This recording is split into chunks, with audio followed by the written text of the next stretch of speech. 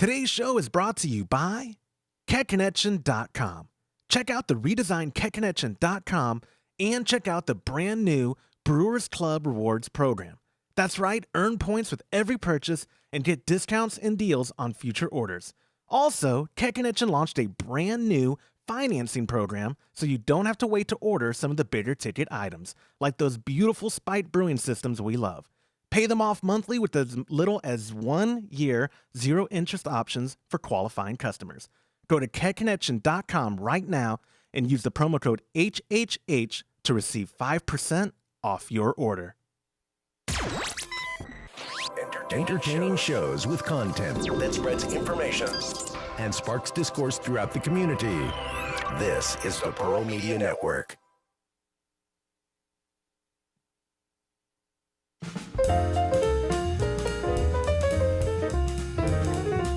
Welcome to the Homebrew Happy Hour. This is the show where we take your questions. Oh no, where am I on my notes? We're the show where we take your questions to discuss all things related to craft beer. If you have a question that you would like to discuss on a future episode, visit homebrewhappyhour.com and click on the Submit a Question link at the top of the page. I am your host, Joshua Stubing, and today I am joined by the Director of Operations at cmbecker.com, Mr. James Carlson, as well as the President, Chief Keg Washer, and all-around white guy with zero rhythm, Todd Burns.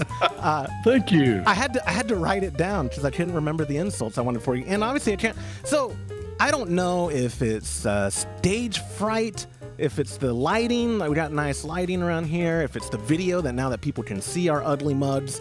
But yeah. I have not had a good intro in a long time. I've been flubbing them terribly. But we have kicked off a new era for the Homebrew Happy Hour. We are now doing video episodes. It's wonderful to see your guys' faces, or James at least. You can't. I don't know about that. We've almost certainly lost our audience now. Yeah, everyone's out. Yeah, now that they see, what is the saying? Like, you don't want to see how the sausage is made, or something like that. Exactly. I guess what I'm getting at is they don't want to see our sausages. But with that. With that out of the way, guys, thank you so much for joining me. It is episode 102. New listeners, we have committed to doing video episodes. If you're listening to this on like 99.9% of everyone else through iTunes or Google Podcasts or whatever you're listening to us through, you can now go to homebrewhappyhour.com/YouTube. You can find us there. You can find us at twitch.tv/homebrewhappyhour, I believe.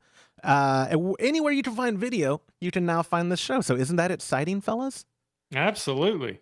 I don't know whether to look at you or look at the camera. So if I look like I'm, I don't know where to look at. Like a person with a crooked eye, you don't know. Yeah, we are figuring this out. You look wherever you want, because you're assuming people are gonna watch. You know what I really like though is when I speak, it doesn't go to me, so people are gonna think that James is me now, or maybe you. Now it's you. Yeah, that's weird. It does switch, and on my end where it matters, because that's where we're recording it, it does switch. Oh, it does. It does. Like there you are. Yeah, I see you when you talk. It pops up on my screen. So okay. Todd's computer is slow. I'm not going to say that's a comment on the user as well, but Todd's computer is certainly slow. We have a lot of little small talk to get to before the questions because we are a Q&A show. That's what I messed up in the intro. That this is the podcast where we supply the answers to your homebrewing questions. Blah blah blah. First, I want to start off with Oktoberfest just happened. Don't want to throw you guys under the bus. Yeah. But I was alone. You were. But hey, look. Do you still have the mug? I've got my mug. Aw. I'm so happy that you I really did think of you guys when I was there. I was like, well, one, I had the tickets, and when I was redeeming right there, guys. That is a beautiful mug. You got to talk again so it'll bring the camera to you and then show the mug. Yeah, look at this. How nice is that? I snubbed him and he brought me this. I felt really bad too. Yeah. To be fair, I actually I originally told you I wasn't going to go. You right? did. So No. You're right. You did. I can't throw you under the bus. And James gave me. I didn't follow up with him till the day before, and the weather was really bad, and the forecast was real bad. You guys it would have been what, a 3.5 hour drive, or is it less to get to Blanco from you guys? I don't know. I've never been there. So it's on the other side of Austin. Is that right? Yeah, sort of. Todd, you know geography better than I do. Yeah, it's actually almost the same distance for us as it is you. It may be a little bit closer for us, but not much. Okay. I can't believe it's because it's a good Oh, hour. wait a minute. Maybe it's a lot closer for you. It is. It's only about an hour from me. Oh, I thought you said 2.5 hours. Yeah, it's about 2.5 for us. Right. That's not terrible. That's like me driving to you guys. That's about how long it takes me. Yeah. Right. But I ended up just going out there with my kids, so I was very tame. For their sake, I didn't want my 8-year-old having to drive, or God forbid, my 6-year-old having to drive. Yeah. But I took them out because I had other people I invited, and then they canceled on me. There's a real trend going on of people canceling on me.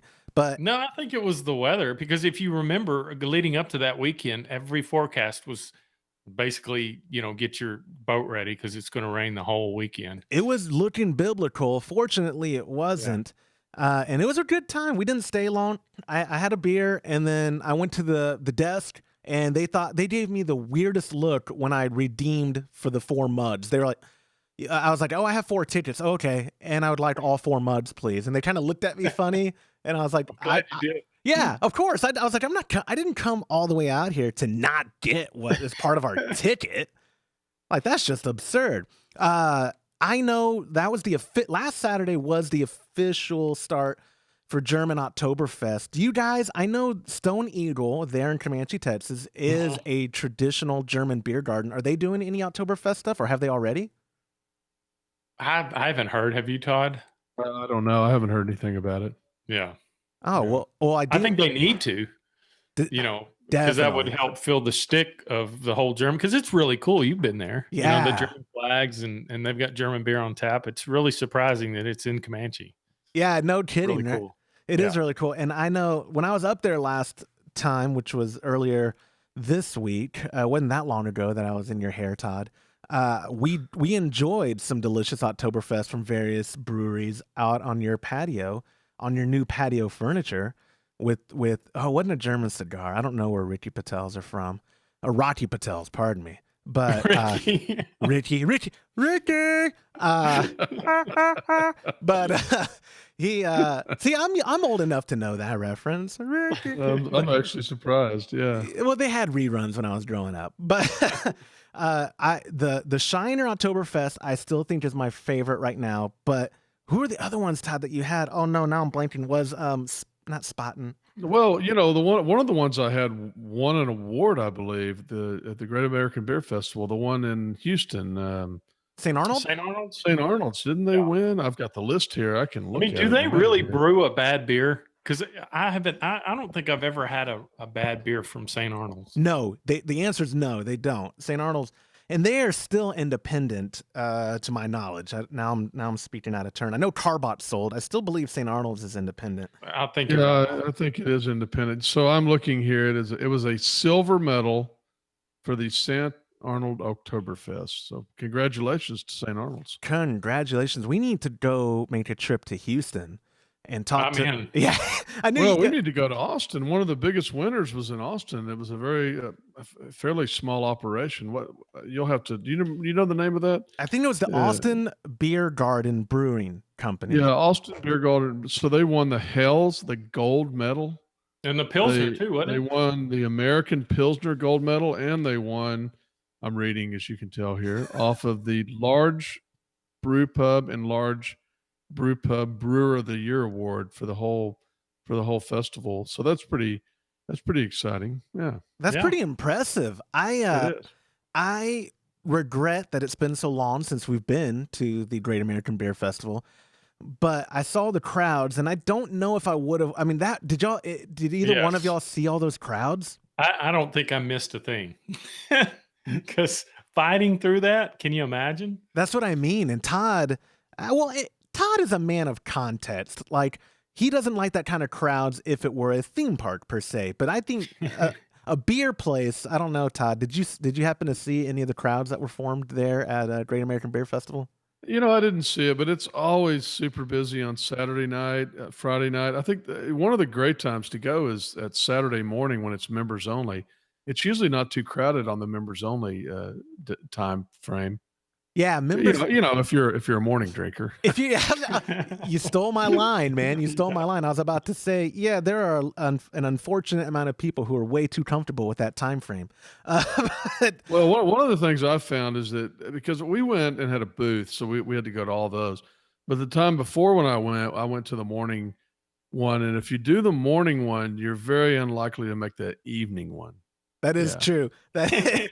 Isn't that the one where you always tell the story about? It was what, 8:00 in the morning? Oh no, that was Craft Brewers Association meeting where the guy's like, beer?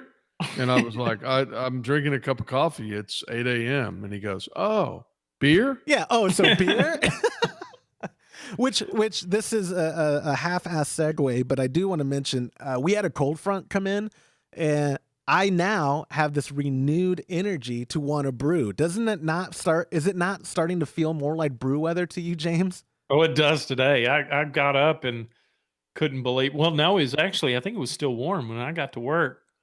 And one of the guys at work said, "Have you been outside?" And I went outside, and it felt good. It is. It's been between 75 and 78 all year long during any time we want to brew. So I think it's a little different. Oh yeah, you're right. Yeah, it's always that great temperature now that we just got that. Okay, not okay. Electric system in the air conditioning. Okay, not everyone has an electric. Not everyone, even present company included, Todd, has electric brewing capabilities. I could change that. But I've spent too much money on spiked kettles that I don't want to put them to waste, and they're not the kind that you can connect to. So I have to. Oh, we could get there. Yeah, we could make that happen. Oh God! Now that we're doing video, we have to do a gadget episode and just so people can visually see your ingenuity, James. You know the conical's holding it a little over 34 degrees. Oh, so we've got that Kolsch in there, cold conditioning. We need to take an updated photo because what you've done to it now is brilliant. It is sheer genius. Like you made it look like, what was that monster's name? Pizza the Hut from Spaceballs. Pizza the Hut. Thank you, from Spaceballs. And then it looks terrible. But then Todd looked at it and goes, "Oh, what happened there?" And then you wrapped him in cellophane or something as well. Yeah, there's another thing on the top now. I mean, it went from bad to worse. I mean, that's probably one of the ugliest things you've ever seen in your life now. But it stays at 34 degrees. That's all that matters. James, have you taken a picture for John to show him, John Blickman, to show him what you've done? I'm sending. I'm going to show that to John next time I see him. I've got to put one on my phone. I would say, don't put our name associated with that, please. Yeah, he would say, could you just maybe scratch off our logo? Could you get rid of that? Oh, it's already covered up. That's so funny. And one more last thing before we get to the questions and alienate everyone not alienate everyone who's stuck around with us. Todd, exciting news. At KegConnection.com, you have launched the Brewers Club Rewards Program. Yes. KegConnection.com/rewards. Sorry for not making eye contact. I'm looking at my screen over here. This is exciting news. You have now launched a brand new loyalty program. If you want to speak more on it, now is your 3 minutes. We're very excited about it. So every time you spend $1, you get 10 points, and then you can go and redeem those points for the ability to get discounts, shipping, those types of things. And it's all on the website. I would say, on the website, there's a little icon and you can click on that, but if you really want an overview, you got to go to the landing page. Right now there's a slide for the landing page. I think you're also putting an icon on the top right for the landing page as well, right? Yeah, there will be for sure. And yeah, KegConnection.com/rewards. We won't make this whole episode an infomercial, but it really is exciting. And we want listeners to check it out because we are super appreciative of, like, Todd and I have been in a gazillion kind of marketing meetings with people who know way more than we do. And the more we hear from them, the more we talk in private and go, how did we make it this far? Like, without knowing or implementing all this stuff that they're telling us we should be doing that we haven't been doing. And it's because of the homebrewing community that a word of mouth, fortunately, Todd, if he does anything well, it's customer service. And so we have been very fortunate for you guys, you listeners and customers of Keg Connection that have kept us going. And so we're trying to figure out a way to reward you and give you stuff back as well. So we're hoping, we're testing the waters right now. So far, it's been going good, I'd say, Todd. But this is brand Yes. new. I mean, this is the first full week of it being launched. Right, right. Yeah, it's not even a week yet, so it's exciting. We've gotten a lot of people to sign up, and a lot of people have earned points. We've had some fairly large sales this week, so some of those people are actually going to jump into a higher tier on the points and what they receive just from their first spend, actually. So Yeah. So catconnection.com/rewards. And then I lied. One last thing. Episode 101 with Heidi from West Coast Witches Brewing has blown up. Thank you so much, everyone who has watched that first episode. Didn't make fun of my little quirks. And also, I think it's because Heidi is considerably better looking than any of us. So it helps that I didn't realize that was video as well. It was. Yeah. That's a video. It's a good. I It's a good listened episode. to it. I listened to it. Yeah. Thank you. And I'm sorry I didn't invite you guys. You know how selfish I am when it comes to these interviews. I want the glory. I want the accolades. I want the pat on the back. But Heidi was a wonderful guest. We have some future stuff with her as well that will reveal more. Some projects. We're going to be doing some cider videos. James, hope you're ready to start brewing cider as well. We're going to try it. It's the season. I mean, it feels right to have cider along with beer, in my opinion. So we're going to give that a try. Okay, all that out of the way, and we have time for these questions now. Let's start with question number 1 from Kelly G. Using the submission form at homebrewhappyhour.com, Kelly wrote, "Hey Joshua, love the podcast. Got 2 questions for y'all. Have you guys ever talked about base grains versus specialty grains and the difference in fermentable sugars in each? Are there some grains that do not give off sugars and are just for flavoring?" And the second part is, I'm in a brew club in Castle Rock, Colorado called 34 North Homebrewers, and I'm in charge of getting prizes for our homebrew competition. Does Cat Connection sponsor or donate anything to clubs to use as prizes? Anything would be appreciated. Thanks, let me know. Kelly. Okay, before we get to number 1, the reason I included number 2 is because we, as Homebrew Happy Hour collectively, want to hear from you, from your homebrew club, because through catconnection.com, through homebrewsupply.com, and through CM Becker, we would love to sponsor your events. We would love to help your club have collective purchasing discounts. There's a lot of stuff that you can email me, Joshua at homebrewhappyhour.com, and I can give you more details. Or Todd, you are very responsive when people reach out to you directly. Well, actually, but all the Keg Connection goes through Zach, which is help at kegconnection.com, because he's the gatekeeper of all the contests. So that it would go to help at kegconnection.com. Perfect. But yeah, I want to get that out of the way. And shout out to 34 North. He wrote 34N. It's something about the longitude and latitude with the area. Thank you guys so much for listening. But the first part, James, I'm going to pass it to you because one, we've never really gone in depth, and I don't think we can today just because we didn't get a whole lot of details. And and it's a deep rabbit hole. It is. But there's a lot to it. Well, where would you start to unpackage that first part of the question? Well, I will start back when I first started all grain brewing and started doing my own recipes. I pretty much was brewing smash beer, single malt, single hop, because it was easy and you had better results. I tried to do a lot of roasted or caramel malts and different types of grains, and sometimes you can get kind of overwhelmed and kind of muddy the recipe if you get too much in there. But basically what that means is base malts. The reason why they're all base malts is they've got the diastatic power, which means the enzymatic power to convert starches into sugars. So when you get into the roasted malts, what happens is because of the roasting process, the roasted malt adds flavor, all different types of flavors, some fermentables, some unfermentable sugars, and as a rule, if you pull it up, any of the malters online, they have pretty good explanation on how that all works. So basically, you've got a curve, and base malts start up here in far as diastatic power, and then as you roast them more, that goes away, and so it's substituted with either always color. Darker, the more roasted, the darker the beer is, along with unfermentable sugars and taste profiles. So the more you roast them, the less the fermentables are, and more it adds to flavor and the character of the beer and the body of the beer, if that makes sense. Yeah, and I was gonna say, ladies, not only is he good looking, but he knows big words. That was really impressive. Todd, what do you have to add to it before? Well, I'm not done Googling yet. What do you have to add to it? well, first of all, I think I always like it when somebody uses a big word and then gives the definition of it with another big word, right?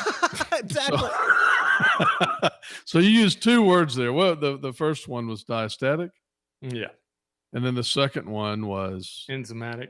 enzymatic. So what's enzymatic? The enzymes that are in base malts, there's a lot of them. And those enzymes help. The enzymes are responsible for breaking those starches and converting them into sugar. Okay. So the end. It's enzymes is Yeah. breaking down, and that gives you the sugar. Okay, great. Yeah. Yeah. One of the things we talked about briefly even before the show, because we kind of like this question. It's interesting. Yeah, it is. Is that there's some differences as far as the effect of roasting the grains versus not roasting the grains. And you like one of the ones we talked about is a Vienna lager. So a Vienna lager has a little color. It's got some pretty good mouthfeel to it, but it's the only grain in there, and it's a base grain. Sure, and it tends to promote to lend a little more sweetness than would be like a 2-row or a pale ale or a Pilsen malt. So there's kind of this rule of thumb, and then there's some exceptions to it.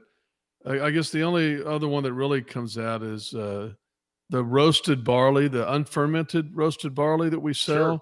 That's a great It example. doesn't give any sugars. Well, very, very little. What would naturally be there before you malted it. So it's pretty much zero. I'm just trying to think. The other thing is, the more you roast it, you get more of a flavor profile, not only from the sugars, but also from the roasting effect as well. So it becomes more caramelized you can even get to the point of getting a burnt flavor. It is, yeah. And I tell a lot of people when they're wanting to do their own recipes, they tend to, because I did it myself, they tend to use too much roasted malt to try to achieve a certain color profile, and then they end up with a taste they don't like, and they're like, well, I really wanted a darker beer, but I didn't want that darker flavor. So the good thing about a really burnt, dark roasted malt is that you can add a little bit of that to create your color, and then you don't have that real strong, stouty coffee taste with like a 120 or 80L. And so we tend to do that with our true to style recipes. We're able to add a little black patent malt to achieve a color profile without affecting the flavor a certain way. And that's interesting you bring that up, because I was going to say, obviously, and I don't mean that rudely, because we do have a lot of people who are brand new to brewing, pardon me. This is specifically for all grain brewing. Like even on a steeping grains recipe, a partial mash, those grains are already ready to go. There is nothing extracurricular the brewer is doing with those steeping grains, right, James? I mean, this is for the most part. This conversation is for the brewer who's doing their own recipes, right? Or certainly wanting to expand into that area. But you can also, and you touched a point that we need to mention too, you can also achieve some of that with a mini mash. So as long as you're able to hold those temperatures and you steep the grains, you can create a little fermentable sugars, but for the most part, it's for color and taste and flavor is what the steeping grains are there for. How frequently are you guys there on Friday brew days experimenting with that side of the recipe, with the grain side? Because, I mean, obviously the grain build is extremely important to the end result, but like, is that where your main experimentation happens when you are trying to formulate a new recipe? I can speak for James on that. Yeah, absolutely. Every time he brews, he changes it slightly to see what the flavor difference is. And we all do. I mean, everybody. I think most people have their recipe they love. It's a go-to, but you can't stand to not tweak it, continue to tweak it and try to make it a little bit better. Yeah. Sometimes you go the wrong direction and you go back a little bit, but when you get a really, really, really good recipe and you're like, this is it, this is perfect. After you brew it about 2 or 3 times, you got to tweak it one more time because boy, Yeah. I am I did that. Guilty. I could see it in his face when he tasted the last version of a Kolsch I've got in the conical. He kind of gave me that look like, why did you mess with it? no, it was. It's hard because you never 'Cause know I what they're going to. thought the same thing. That's awesome. I am no stranger as well to going down the wrong road. And I would say, in hindsight, I wish I could have fielded this question when we had Phil and Jason on, because I think Phil and probably Jason, he would have been a good person to talk to this to about, right? No, absolutely. Yeah, that would have been an excellent. They would do that again too. We'll have to have them on again. I actually spoke to him earlier this week, and it's a very interesting person. I think it would be a fun person to have on the show again. Yeah, we just have to, again, this is a video episode now, and Phil's mug might break the camera. Yeah, so that's true. That's true. we Yeah. have to just let viewers have a disclaimer before we publish the episode. But Was everything okay on the pod? I was gone for like 2 minutes. what do you mean? Everything shut down on my computer. I don't know what happened. Oh no, but you're still coming. we're through. okay. All right, because I heard James talking in the other room, but I didn't know if we were still there up. So Yeah, no, we're still good. okay, good. Golly, good. and now you're making it hard. I don't want to cut that part out because you look silly, like an old man yelling at a cloud. Okay. Thank you, Kelly, for submitting the question. That we are going to unpackage that topic more in future episodes, because I think like James is very good at taking it, like what we did with yeast, and there's a lot more on yeast that there's a lot more on yeast that we're going to come back to. We'll do that with grain too, especially if who we're interviewing is relevant to it. We can always circle back. But thank you for submitting the question. And again, reminder, yes, homebrew clubs, help@ketconnection.com, or email me, joshua@homebrewhappyhour.com, and we'll get you hooked up with prizes or discounts or whatever. Okay, moving on to the last question of the show, comes from Brandon H., and he writes, "Hey guys, I am working on crafting a recipe for a blueberry saison. I have read a number of articles and posts regarding using fruit in the brewing process, and they all say blueberries can be difficult to brew with. I was hoping to get your take on using whole fruit puree and extracts in the process. Pardon me, whole fruit, puree, and extracts in the process. When to add it and amounts to add. At this time, I can only do 5-gallon batches. I put this past Joe a few weeks ago via email and got his 2 cents and was wondering about yours. Thanks, and P.S. Thanks for letting me come to the warehouse and brew with you all. It was a blast, and I don't care what Todd says. Joshua is all right." Obviously, that's why I included this question, because he was buttering me up at the end. And Brandon, it's good to hear from you again. We had a great time brewing with you. We talked about this a little bit before the show. I have zero experience with fruit, besides Todd calling me it. James has the most experience, I think. Yeah, and but Todd I've has never none. brewed with fruit, so I never have. Did a little research on it, and he's right. They're all over the board when it comes to blueberries. I've read one article where they said that, it's good to wait till you get after the whirlpool, the flame out about 170 degrees, Uh-huh. and then put the fruit in there. And then I read people said, no, that doesn't work. You want to put it in the secondary, pick them fresh, freeze them to break the cell walls, because that tends to make them more flavorful. Make sure they're, with any fruit, I would tell you this, they need to make sure it be overripe. Right. You get a lot of more of what it's about. But if I was doing it, I would probably do the freezing part, soak them in some sanitizer, and then package them, freeze them, and then probably mash them in a sanitized bag, and then transfer beer over on top of it into a secondary. Probably a bucket would be easier, and then let it set a couple of weeks, 2 or 3 weeks. But from what I've read, you've got to, if you're not having good luck with blueberries, it's probably volume. You probably don't have near enough.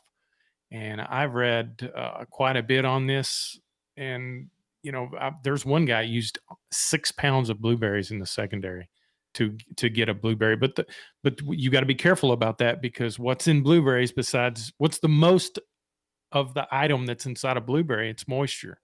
So if you put too much, you need to anticipate gravity, because if you put 6 pounds of blueberries in the secondary, you're going to water down that beer, and your gravity and the taste profile, everything changes. So And you just be aware of gravity. and it's on this. probably not going to be a cheap endeavor that you'll want to mess up, right? Right. Yeah. Yeah. You probably want a blueberry farm because they're expensive. Yeah, they are expensive. I know Yeah. because my children are hungry monsters that eat everything. Todd, do you have any experience brewing with fruit? And I don't know. I don't know the answer to that. The only thing I've ever done is like a little bit of an extract. I've never brewed with fresh fruit. I mean, I wish we could phone a friend for this one because I'm just, I hate to say this because I've had fruit beers that I liked, but I'm not a huge fan of beer in my fruit, beer in my fruit, fruit in my beer, Me either. or beer in my fruit. I don't think. Yeah. So I'm not a fan of either. I just don't. There's been a few beers. Now we had a beer, Josh, that a listener sent us that was had fruit in it. That It we was really a liked. cherry wheat beer. It was and- cherry wheat. And remember, I don't like the cherry wheat I had. We've talked about it many times from Sam Adams that we didn't like, but I liked that one. That was a very good example, and the reason was it didn't have very much in it. See, and So- and I don't know if he's the friend you're talking about. That's a different Brandon, but we could totally phone him in. We have one of his beers that he wants. He said all of us, but I know he meant James to critique. He built a water profile first, and you got that. I sent you the notes, right? Yes. That is amazing. Isn't it? He's a full on beer nerd. It's in my office. We need to See cool that it down. chart. Yeah, Yeah. It's a work of art. I I left. can appreciate the work that went into that. I brought a bottle. It's back there in my kegerator for me, so that a future episode, I don't know if it'll be next week's, but in the near future, we will do that where we can, we're recording in the afternoon, so we can enjoy it on air and Sure. discuss, looking at his notes, and we can make that the whole episode because a lot of people submit questions about like water profiles, and I think that having someone's homebrew for us to critique and judge the style and his water profile, I think that'd be a really good start, in my opinion. Oh yeah. And we have we could crack a beer open here. You could crack one at home, and we could all talk about it at the same time. That's a good idea. Yeah. Sometimes we I save have. one of those blueberry. No, I mean sorry, cherry beers from him. I may have one in my fridge still. I have to go look. but I think the day that I was over there, you had saved it and we broke it out and tried it and I liked it. So, Okay, and Todd okay. obviously doesn't follow our Instagram because I definitely drank the last time. Not this last trip I was up, but the trip before, I definitely drank the last one. But we do have the beer I'm talking about that our listeners, I can't stress this enough, are the best. And They you, are. you Yes. guys, multiple people have been sending us beer, and we absolutely love it. Even Heidi just reached out and said she's going to be sending us some beer from her region in San Diego. And I did the kind of half-hearted, like whenever I'm offering to pay for breakfast and you're around, Todd, where I do that slow reach and like The alligator arms. the alligator arms or Yeah. the T-Rex arms. I did that with T-Rex arms, her too, where I was like, "Oh no, you don't have to. No, really. Oh," but inside I was like, "Yes, send us beer." And I don't even know, but like the microbreweries that are there, but send it all.